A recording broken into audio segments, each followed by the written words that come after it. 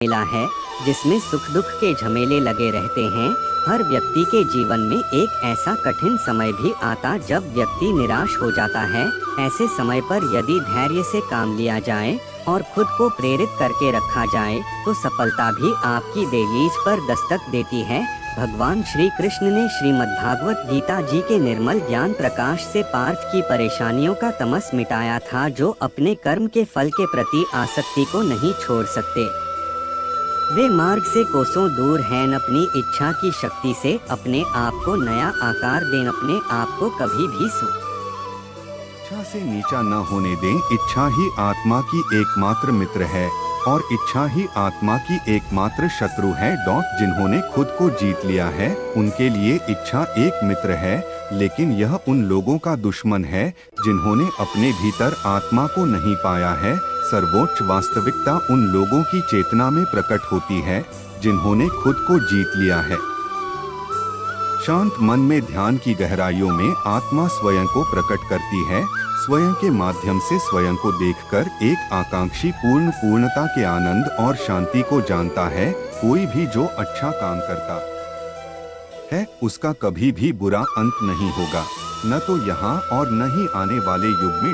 गंभीर तपस्या और ज्ञान मार्ग से ध्यान श्रेष्ठ है। मुझ पर अपना मन लगाकर योग के अभ्यास से स्वयं को अनुशासित करो। मैं उन लोगों के लिए हमेशा मौजूद हूँ जिन्होंने मुझे हर प्राणी में महसूस किया है। व्यक्ति जो चाहे बन सकता है यदि वह विश्वास के साथ इच्छित वस्तु पर लगातार चिंतन करे। मन बहुत चंचल है जो इंसान के दिल में उथल पुथल कर देता है। जैसे वे मेरे पास आते हैं वैसे ही मैं उन्हें ग्रहण करता हूँ। सभी पथ पार्थ मानव को मेरी ओर ले आते हैं। इंद्रियों से मिलने वाला सुख पहले तो अमृत जैसा लगता है, लेकिन अंत में यह विष के समान कड़वा होता है। जब ध्यान में महारत हासिल हो जाती है तो मन हवा रहित स्थान में दीपक की लौ की तरह अडिग रहता है। हे अर्जुन, तीनों लोकों में मेरे पाने के लिए कुछ भी नहीं है और न ही कुछ ऐसा है जो मेरे पास नहीं है। मैं अभिनय करना जारी रखता हूँ, लेकिन मैं अपनी किसी जरूरत से प्रेरित नहीं हूँ। कर्म मुझ पर इसलिए नहीं टिकते क्योंकि मैं उनके परिणामों से जुड़ा नहीं हूँ। जो लोग इसे समझते हैं और इसका अभ्यास करते हैं वे हर व्यक्ति का विश्वास उसकी प्रकृति के अनुसार होता है। मैं उन्हें ज्ञान देता हूँ जो सदा मुझसे जुड़े रहते हैं और जो मुझसे प्रेम करते हैं। मेरी कृपा से कोई सभी कर्तव्यों का निर्वाह करते हुए भी बस मेरी शरण में आकर अनंत अविनाशी निवास को प्राप्त करता है। बुद्धिमान व्यक्ति कामुक सुख में आनंद नहीं लेता। जो कार्य में निष्क्रियता और निष्क्रियता में कार्य देखता है वह एक बुद्धिमान व्यक्ति है। मैं धरती की मधुर सुगंध हूँ, मैं अग्नि की ऊष्मा हूँ, मैं ही सभी जीवित प्राणियों का जीवन भी और मैं ही सन्यासियों का आत्मसंयम हूँ। अपना काम हमेशा दूसरों के कल्याण को ध्यान में रखकर करें। प्राकृतिक कर्म बहुत तनाव पैदा करता है। हर व्यक्ति का विश्वास उसकी प्रकृति के अनुसार होता है। मैं उन्हें ज्ञान देता हूँ जो सदा मुझसे जुड़े रहते हैं और जो मुझसे प्रेम करते हैं। मेरी कृपा से कोई सभी कर्तव्यों का निर्वाह करते हुए भी बस मेरी शरण में आकर अनंत अविनाशी निवास को प्राप्त करता है। बुद्धिमान व्यक्ति कामुक सुख में आनंद नहीं लेता। जो कार्य में निष्क्रियता और निष्क्रियता में कार्य देखता है वह एक बुद्धिमान व्यक्ति है। मैं धरती की मधुर सुगंध हूँ, मैं अग्नि की ऊष्मा हूँ, मैं ही सभी जीवित प्राणियों का जीवन भी और मैं ही सन्यासियों का आत्मसंयम हूँ। तुम उसके लिए शोक करते हो जो शोक करने के योग्य नहीं है और फिर भी ज्ञान की बातें करते हो। बुद्धिमान व्यक्ति ना जीवित और ना ही मृत व्यक्ति के लिए शोक करते हैं। बुद्धिमान व्यक्ति को समाज कल्याण के लिए बिना आसक्ति के काम करना चाहिए। कर्म मुझे बांधता नहीं क्योंकि मुझे कर्म के प्रतिफल की कोई इच्छा नहीं। स्वतंत्रता में रहते हैं। ज्ञान की भेंट किसी भी भौतिक भेंट से बेहतर है क्योंकि सब कामों का लक्ष्य आत्मिक बुद्धि है। जैसे आग की गर्मी लकड़ी को राख कर देती है, वैसे ही ज्ञान की आग सभी कर्मों को भस्म कर देती है। अपना काम हमेशा दूसरों के कल्याण को ध्यान में रखकर करें। अप्राकृतिक कर्म बहुत तनाव पैदा करता है। हर व्यक्ति का विश्वास उसकी प्रकृति के अनुसार होता है। मैं उन्हें ज्ञान देता हूँ जो सदा मुझसे जुड़े रहते हैं और जो मुझसे प्रेम करते हैं। मेरी कृपा से कोई सभी कर्तव्यों का निर्वाह करते हुए भी बस मेरी शरण में आकर अनंत अविनाशी निवास को प्राप्त करता है। बुद्धिमान व्यक्ति कामुक सुख में आनंद और शांति को जानता है। कोई भी जो अच्छा काम करता है उसका कभी भी बुरा अंत नहीं होगा, न तो यहाँ और न ही आने वाले युग में। गंभीर तपस्या और ज्ञान मार्ग से ध्यान श्रेष्ठ है। मुझ पर अपना मन लगाकर योग के अभ्यास से स्वयं को अनुशासित करो। मैं उन लोगों के लिए हमेशा मौजूद हूँ जिन्होंने मुझे हर प्राणी में महसूस किया है। व्यक्ति जो चाहे बन सकता है यदि वह विश्वास के साथ इच्छित वस्तु पर लगातार चिंतन करे। मन बहुत चंचल है जो इंसान के दिल में उथल पुथल कर देता है। जैसे वे मेरे पास आते हैं वैसे ही मैं उन्हें ग्रहण करता है। इंद्रियों से मिलने वाला सुख पहले तो अमृत जैसा लगता है, लेकिन अंत में यह विष के समान कड़वा होता है।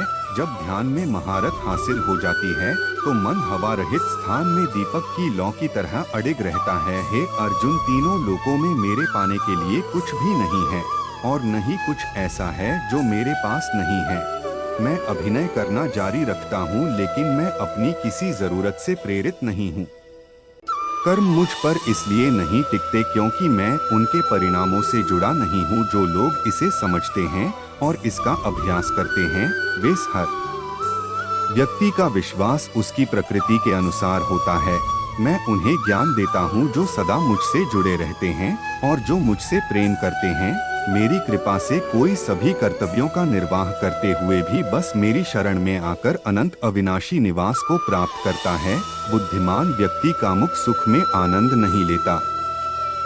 जो कार्य में निष्क्रियता और निष्क्रियता में कार्य देखता है वह एक बुद्धिमान व्यक्ति है।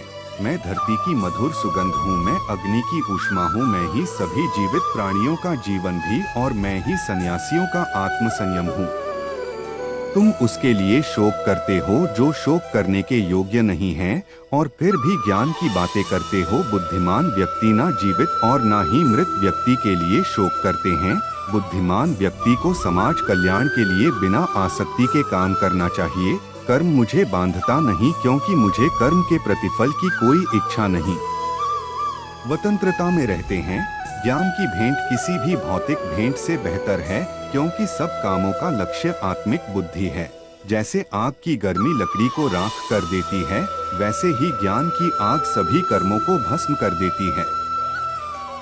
अपना काम हमेशा दूसरों के कल्याण को ध्यान में रखकर करें। प्राकृतिक कर्म बहुत तनाव पैदा करता है। हर व्यक्ति का विश्वास उसकी प्रकृति के अनुसार होता है। मैं उन्हें ज्ञान देता हूँ जो सदा मुझसे जुड़े रहते हैं और जो मुझसे प्रेम करते हैं। मेरी कृपा से कोई सभी कर्तव्यों का निर्वाह करते हुए भी बस मेरी शरण में आकर अनंत अविनाशी निवास को प्राप्त करता है। बुद्धिमान व्यक्ति कामुक सुख में आनंद नहीं लेता। जो कार्य में निष्क्रियता और निष्क्रियता में कार्य देखता है वह एक बुद्धिमान व्यक्ति है। मैं धरती की मधुर सुगंध हूँ, मैं अग्नि की ऊष्मा हूँ, मैं ही सभी जीवित प्राणियों का जीवन भी और मैं ही सन्यासियों का आत्मसंयम हूँ।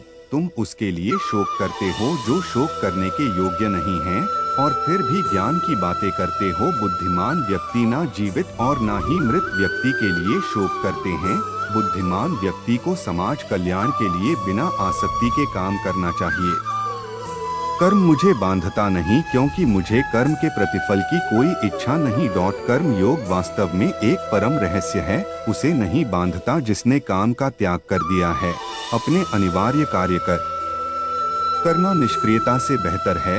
आत्मज्ञान की तलवार से काटकर अपने हृदय से अज्ञान के संदेह को अलग करके अनुशासित बनो। मनुष्य अपने विश्वास से निर्मित होता है। जैसा वो विश्वास करता है वैसा वो बन जाता है। इस जीवन में मनुष्य न तो कुछ खोता है और न ही कुछ व्यर्थ होता है।